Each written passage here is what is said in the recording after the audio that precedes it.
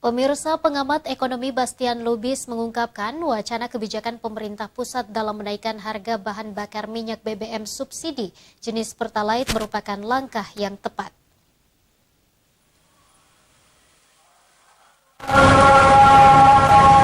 Wacana kebijakan pemerintah pusat dalam menaikkan harga bahan bakar minyak BBM subsidi jenis Pertalite menjadi perbincangan hangat di kalangan masyarakat.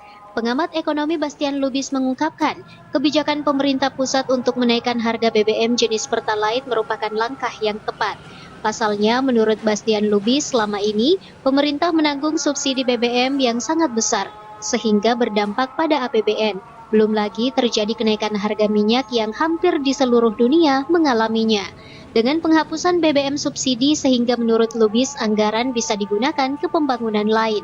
Meski demikian, Rektor Universitas Patria Arta itu mengungkapkan, apabila benar dilakukan pencabutan subsidi BBM Pertalite, maka akan terjadi inflasi di Indonesia.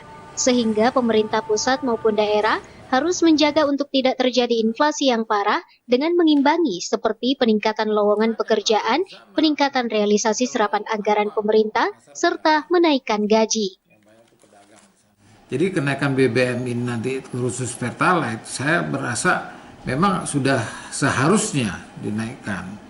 Kenapa? Ya, sehingga pemerintah dalam hal ini pemerintah pusat maupun daerah menjaga menjaga agar daya beli masyarakat di daerah pasti ada banyak yang turun, terutama orang-orang daripada yang tidak mempunyai kemampuan, yang gajinya tidak tetap atau kerja serabutan. Nah, inilah yang harus diwaspadai oleh pemerintah daerah maupun pemerintah pusat. Jadi kalau memang penaikan Pertalite ini memang sudah mau nggak mau memang harus dinaikkan, karena kalau tidak akan mempunyai dampak yang lebih besar lagi terhadap pembangunan yang lain.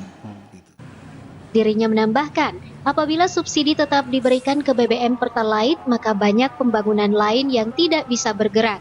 Wacana pemerintah untuk menaikkan harga BBM jenis Pertalite sudah berhembus lebih dari sepekan.